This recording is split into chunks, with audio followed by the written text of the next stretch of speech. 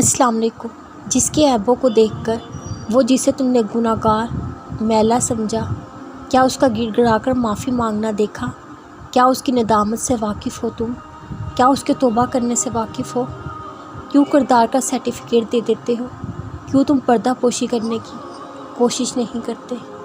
اللہ تمہارے عیبوں پر پردہ رکھے ہوئے ہے۔ کیا کبھی سوچا ہے اگر اللہ پردہ نہ رکھے، کوئی تمہارے ساتھ بیٹھنا بھی پسند نہ کرے؟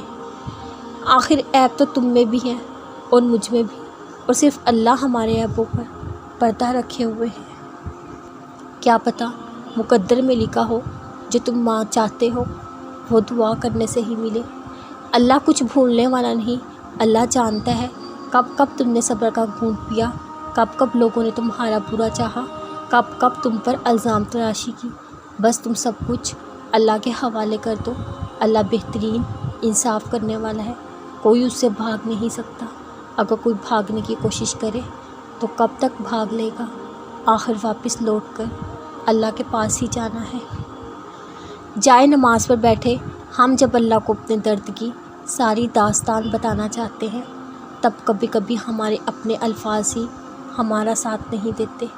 ہماری زبان اس درد کو بیان کرنا چاہتی ہے جس درد کی تڑپ سے آنسو تھم ہی نہیں پاتے، لیکن زبان بیان کر نہیں پاتی، مگر آنکھوں سے بہتے آنسو اس درد، اس تڑپ کو بیان کر دیتے ہیں۔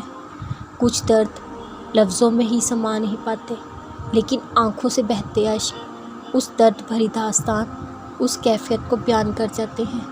اور صرف اللہ ہی ہے جو ان اشکوں سے واقف ہوتا ہے، اور صرف اللہ ہی ہے جو ہماری اس کیفیت سے واقف ہوتا ہے۔ تم خود پر خود ہی ظلم کرتے ہو۔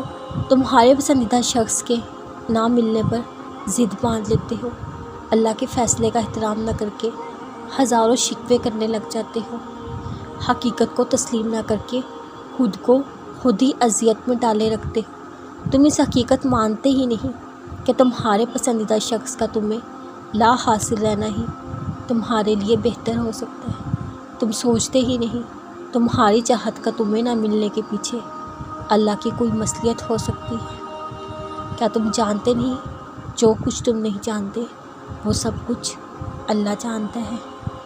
کیا کبھی سوچا ہے کیا پتہ تمہیں اس چاہت سے گزار کر ہی اس چاہت تک لا جانا ہو جو تمہارے لیے بہتر ہے؟ بس اپنے معاملات اللہ کے سپرد کر دو، وہ جانتا ہے تمہارے لیے کیا بہتر ہے۔